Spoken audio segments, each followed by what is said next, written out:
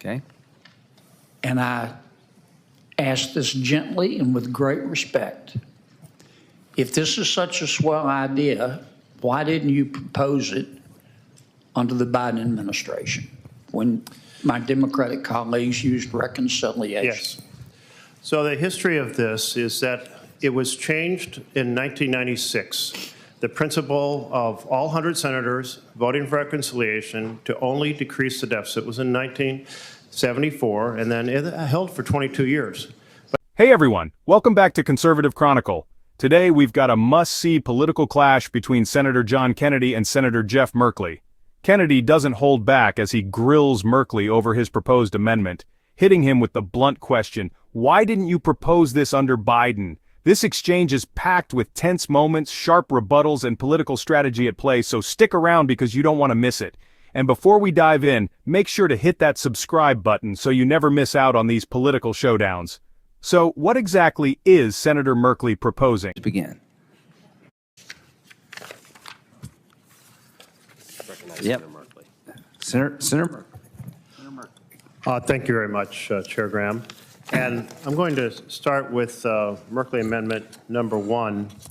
And this amendment takes us back to the original purpose of reconciliation. In 1974, all 100 senators of the U.S. Senate agreed to create a filibuster-free pathway for one purpose, reducing the deficit. Now, during the debate that we had earlier today, I heard a lot of colleagues across the aisle say they're all for reducing the deficit. I put up a chart that showed under every single Republican administration, the deficits increase year after year, and under every Democratic administration, they decreased every year. So let's match the rhetoric with the act. Let's put the walk into the talk and restore the principle that reconciliation is to either create a deficit neutral, that is not increase the deficit, or better yet, decrease the deficits rather than to increase them. So this amendment simply restores that vision. It's consistent with what Chairman Graham has said he wants to do with this reconciliation bill. Senator Kennedy? Senator Kennedy? I have a question. His amendment aims to restore the original purpose of reconciliation, ensuring it's only used for deficit-neutral or deficit-reducing legislation. He argues that this was the intent back in 1974, but was changed in 1996 when Republicans altered the rules to allow tax cuts that increased the deficit. Sounds reasonable, right? But Kennedy wasn't buying it. Here's where things get intense. Senator Kennedy interrupts Merkley and fires back with a tough question. If this is such a great idea, why didn't you propose it under the Biden administration when your party had control? Boom, direct, no fluff. Kennedy is basically calling Merkley out for political opportunism. Okay. And I ask this gently and with great respect. If this is such a swell idea, why didn't you propose it under the Biden administration when my Democratic colleagues used reconciliation? Yes. So the history of this is that it was changed in 1996. The principle of all 100 senators voting for reconciliation to only decrease the deficit was in 1974, and then it held for 22 years. If Democrats really cared about keeping reconciliation in check, why didn't they enforce this rule when they were in charge? Merkley, caught off guard, scrambles to explain. His response? He wasn't in charge of the committee. But does that really hold up? Kennedy keeps pressing.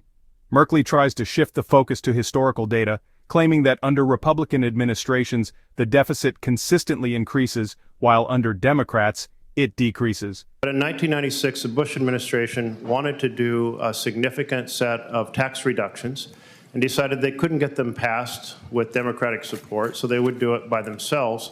And so the majority leader at that time, Robert Dole, put into the parliamentary position Robert Dove, who had worked for Dole, and the parliamentarian delivered a ruling completely out of sync with the history of reconciliation and said, oh, you know what? Even though it's not in the law, even though it was all about deficit reduction, we're going to allow deficit increases if they're for taxes.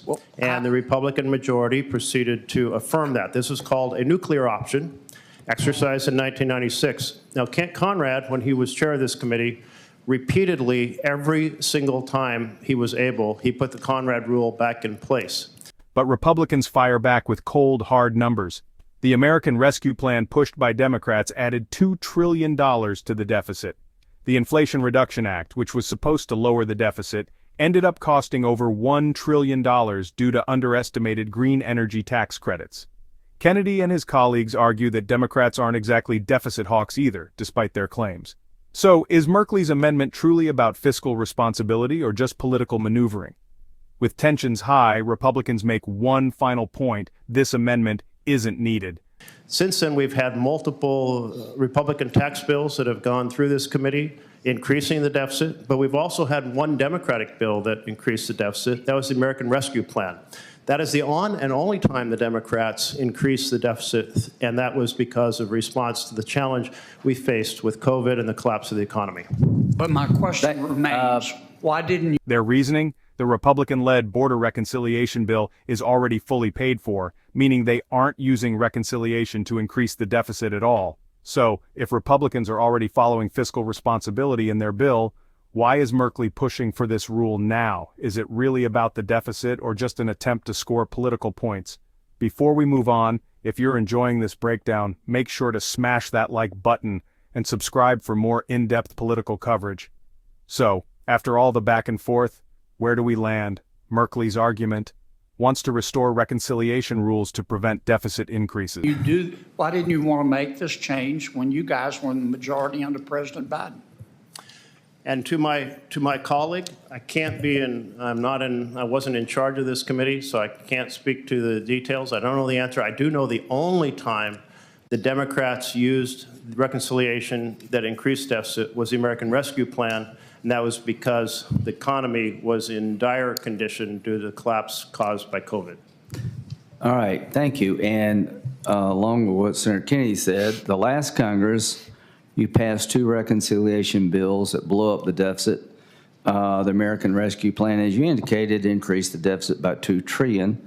CBO and the Joint Committee on Taxation badly underestimated the cost of the Inflation Reduction Act's green energy tax credits, which now are expected to cost over $1 trillion by some estimates. Republicans' border reconciliation bill is going to be fully paid for, so this amendment is unnecessary. Thank you very much. Kennedy's argument calls out Merkley for not proposing this under Biden and argues Democrats aren't consistent on deficit reduction. Republican counterpoint says Merkley's amendment is unnecessary because their bill is already paid for. Now it's your turn. Who do you think made the stronger argument? Drop a comment below and let's debate. And don't forget, if you love political breakdowns like this, hit that subscribe button and turn on notifications so you never miss a video. Thanks for watching, and I'll see you in the next one.